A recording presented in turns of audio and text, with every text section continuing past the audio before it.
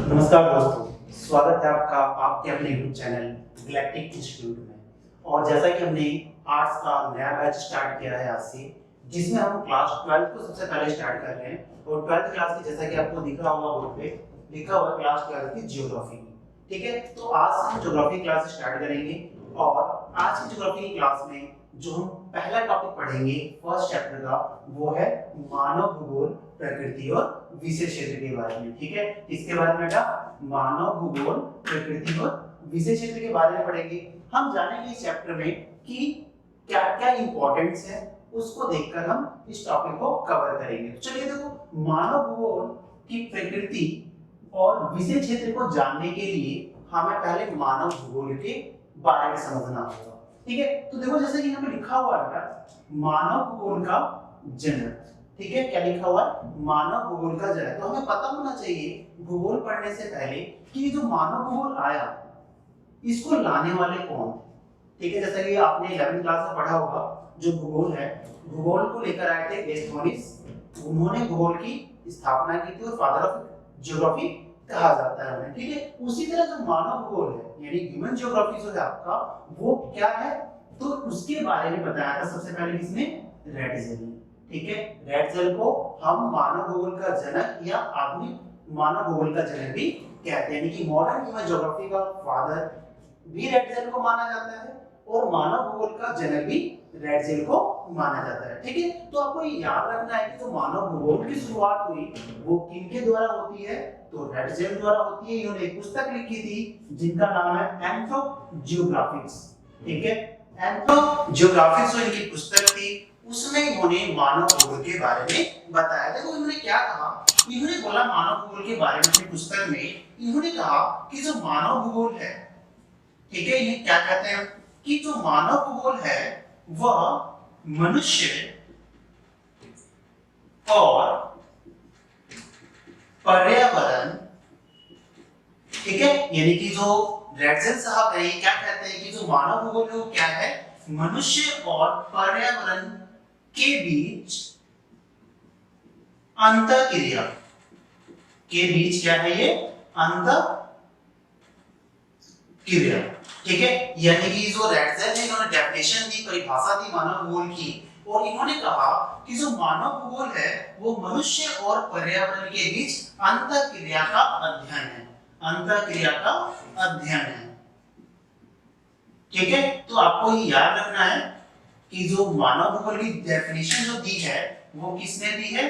तो रेडजेल ने। उन्होंने क्या बताया कि जो मानव भूगोल है वो मनुष्य और पर्यावरण के बीच अंतःक्रिया का अध्ययन है। यानी देखो सिंपल सी बात है कि मनुष्य यानी कि हम, पर्यावरण यानी कि हमारा नेचर। तो जब दोनों का मेल होता है, इसका नेचर का और एक मनुष्य का जो मेल है, उसी को मानव भूगोल कहा जाता है। इसका मतलब क्या है कि इसमें हम मनुष्य के बारे में पढ़ेंगे कि एक मानव का विकास कैसे हुआ और उस विकास में हमारे नेचर का रोल क्या प्ले करता है।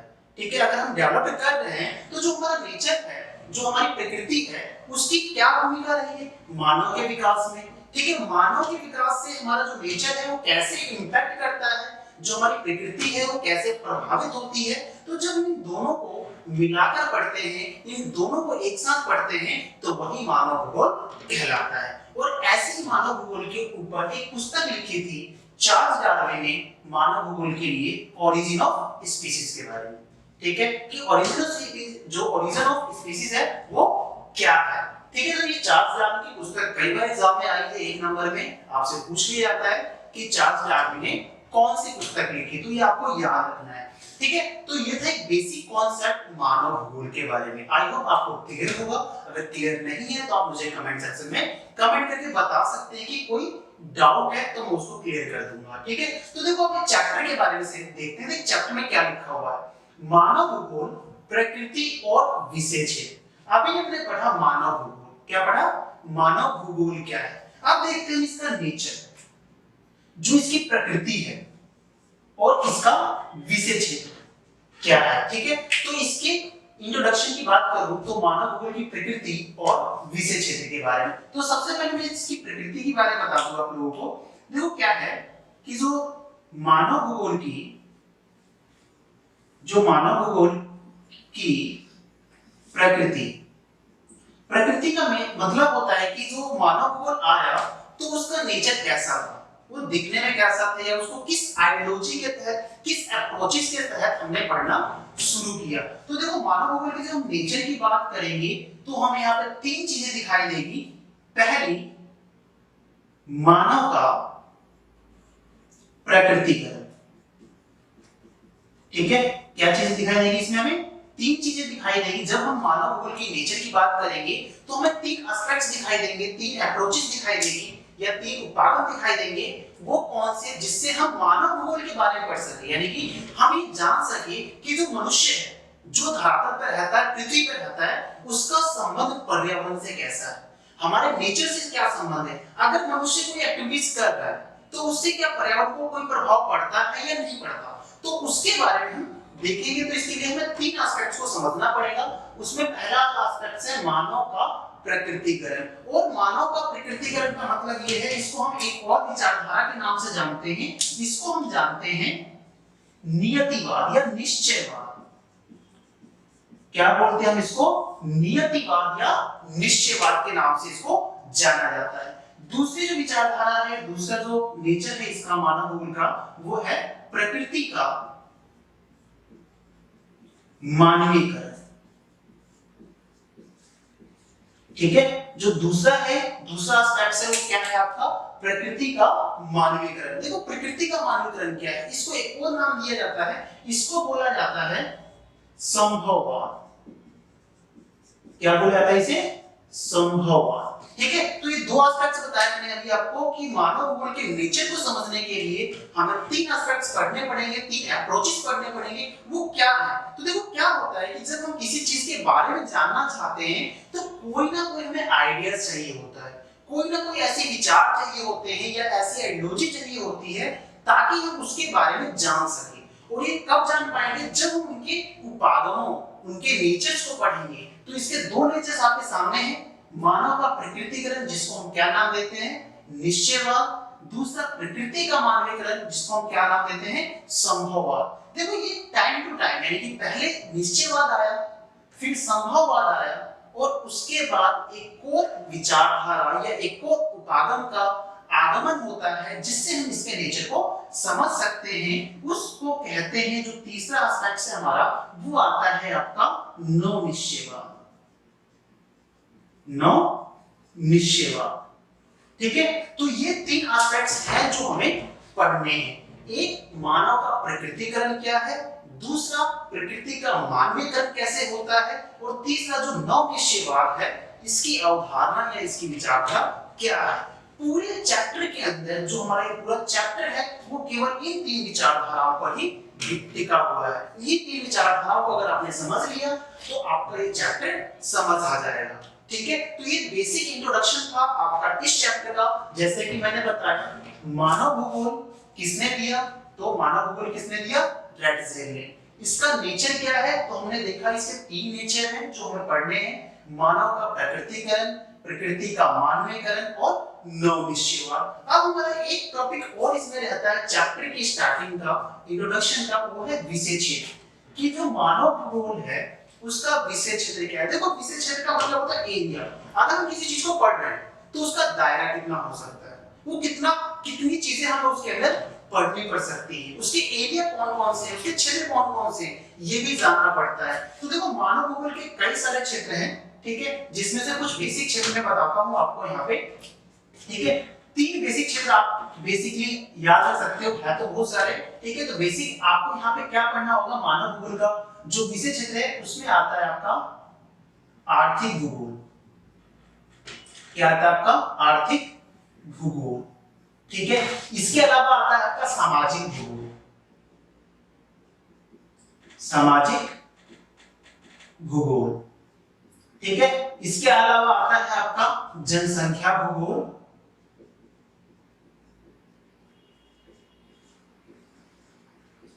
ठीक है, तो ये तीन बेसिक पॉइंट्स बताए हैं। तो कई सारे क्षेत्र हम और भी लिख सकते हैं, जैसे आवास भूगोल।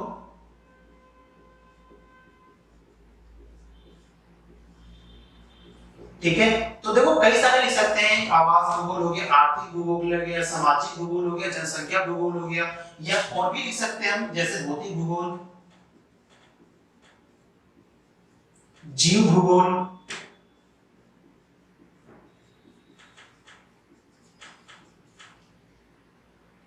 ठीक है। तो क्या है कि जो मानव भूगोल का क्षेत्र है वो क्या है, व्यापक है, वाइडर सेंस कह सकते हैं, एक बड़ा क्षेत्र, कोई सीमित नहीं है, ठीक है। कई सारी चीजें इसमें आती हैं, जैसे कि मैंने यहाँ पे लिखा आपका कुछ एग्जांपल, आर्थिक भूगोल है, सामाजिक आता है इसमें, जनसंख्या भूगोल के बारे में आता है, आवास भूगोल, भौतिक भूगोल, जीव भूगोल, तो कई सारी चीजों का जो अध्ययन है हम मानव भूगोल के अंतर्गत करते हैं, ठीक है। तो ये था एक बेसिक इंट्रोडक्शन इस चैप्टर का कि मानव भूगोल क्या है, उसका नेचर क्या है और उसका विषय क्षेत्र क्या है, ठीक है। तो ये इंट्रोडक्शन चैप्टर था आपका, और इस इंट्रोडक्शन चैप्टर में आपको मैंने इंट्रोडक्शन बताया इस चैप्टर का एक पूरा, इस चैप्टर में हम करने क्या वाले हैं, ठीक है।